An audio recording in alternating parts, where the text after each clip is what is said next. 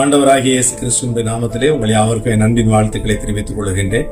இன்றைய நாளிலும் கூட என்னை அழைத்த டிவைன் டோன் டிவி நேயர்களுக்கு இயேசுவின் நாமத்தில் என்னுடைய நன்றியும் வாழ்த்துக்களையும் தெரிவித்துக் கொள்கின்றேன். இன்றைய நாளில் நாம் தியானம் செய்யும்படியா ஏசாயா தீர்க்க தரிசன புஸ்தகம் 52ஆம் அதிகாரத்தில் 1வது வசனத்தையும் 2வது வசனத்தையும் நான் உங்களுக்காக வாசிக்கின்றேன். எழும்பு எழும்பு சீயோனே, உன் வல்லமையை தரித்துக்கொள். பரிசுத்த நகரமாகிய எருசலேமே, உன் அலங்கார வஸ்திரங்களை உடுத்திக்கொள். விருத்த சேதனம் இல்லாதவனும் அசுத்தனும் இனி உன்னிடத்தில் வருவதில்லை. தூசியை உதறிவிட்டு எழுந்திரு, எருசலேமிலே வீற்றிரு. சிறைப்பட்டு போன சீயோன் குமாரத்தியே, உன் கழுத்தில் உள்ள கட்டுகளை அவிழ்த்து விடு. இந்த பகுதியிலே முக்கியமாக 3 காரியங்கள் எழுதப்பட்டிருக்கின்றது. ஒன்று, எழும்பு எழும்பு சீயோனே, உன் வல்லமையை தரித்துக்கொள்.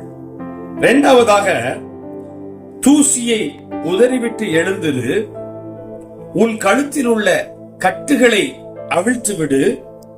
அடுத்து சொல்லப்பட்டிருக்கிறது, உன் அலங்கார வஸ்திரங்களை உடுத்திக்கொள்.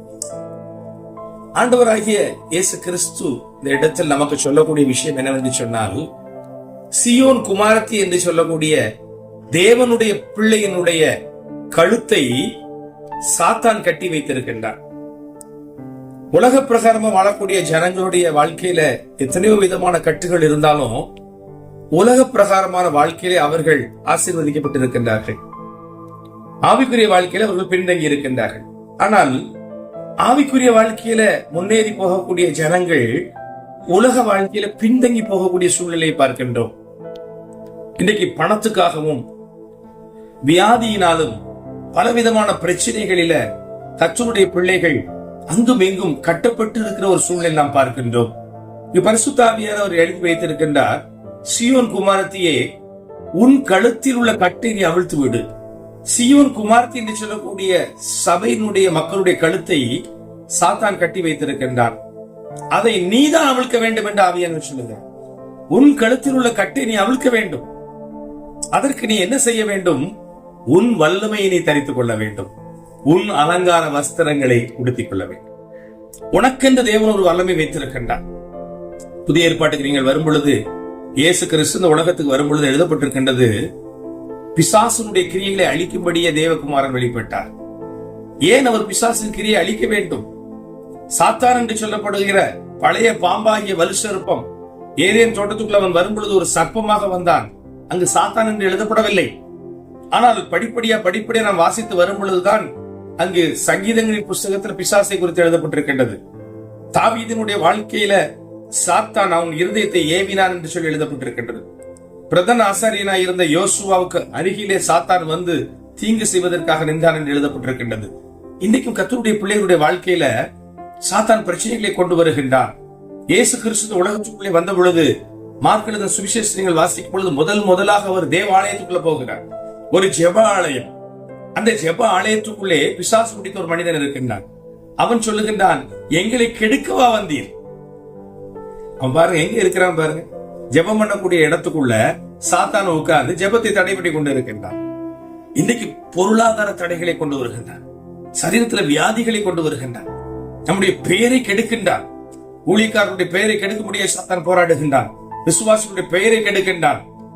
அது மாத்திரமல்ல, நம்முடைய விசுவாசத்தை படிப்படியாக குறைய வைக்கின்றான். இயேசு கிறிஸ்து பாருங்க, சீமோன் பேதுருவை பார்த்து சொல்லுகிறார், சீமோனே சீமோனே, சாத்தான் உன்னை சுழகிலே புடைக்கிறதுக்காக உத்தரவு கேட்டுக்கொண்டான். நானோ உன் விசுவாசம் ஒளிந்து போகாதபடி உனக்காக வேண்டிக் கொண்டேன் என்று சொல்லுகின்றார்.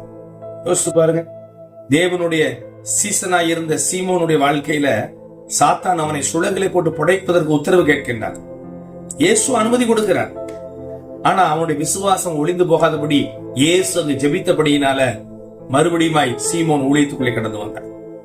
நம்முடைய வாழ்க்கையில கூட இன்னைக்கு பலவிதமான பிரச்சனைகள், நெருக்கங்கள், போராட்டங்கள், உபத்திரவங்கள், பொருளாதார தடைகள், வியாதிகள், எத்தனையோ விதமான கெட்ட பெயர்களை சாத்தான் கொண்டு வருகிறான்.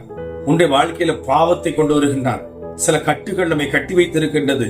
ஜெபிக்க முடியல, உபவாசம் பண்ண முடியல, ஆராதிக்க முடியல, வேதத்தை வாசிக்க முடியல. என்ன காரணம்? அதுக்கு பின்னர் சாத்தான் ரகசியமாக மறைந்து செயல்பட்டு கொண்டிருக்கின்றார்.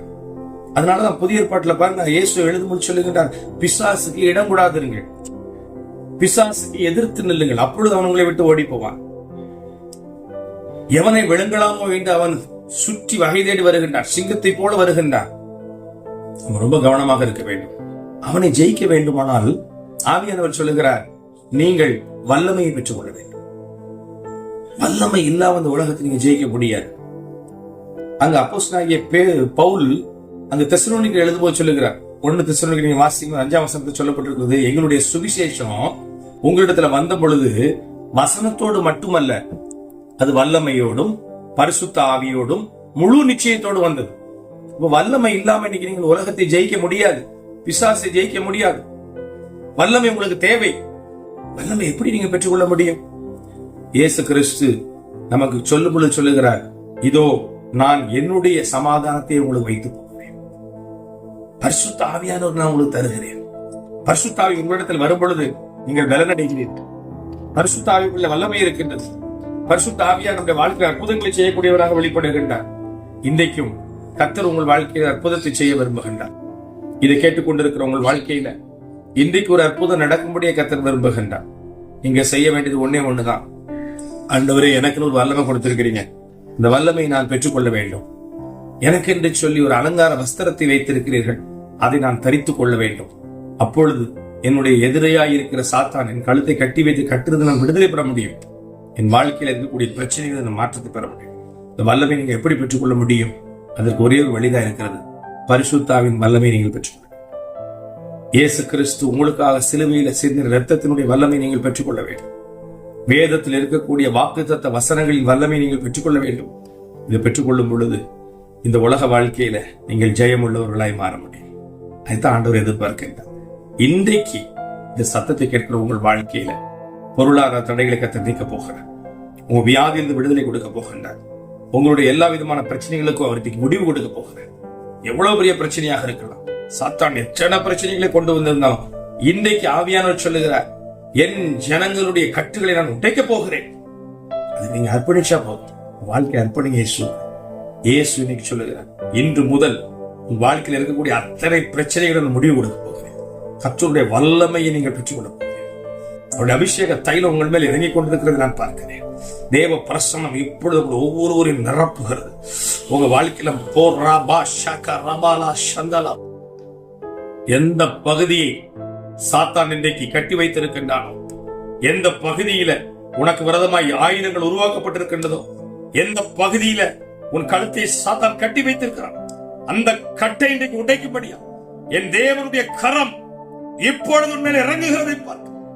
ஹalleluya ரக்கபலா ஷபலபா ரீமாலா ஷேகவேரேரேபியா. கேட்டுக்கொண்டிருக்கிற ஒவ்வொரு மேலையும் ஒரு அக்கினி இப்பொழுது இறங்குகிறதை பார்க்க. தேவ வல்லமை ஒவ்வொருவரையும் சுடுகிறது.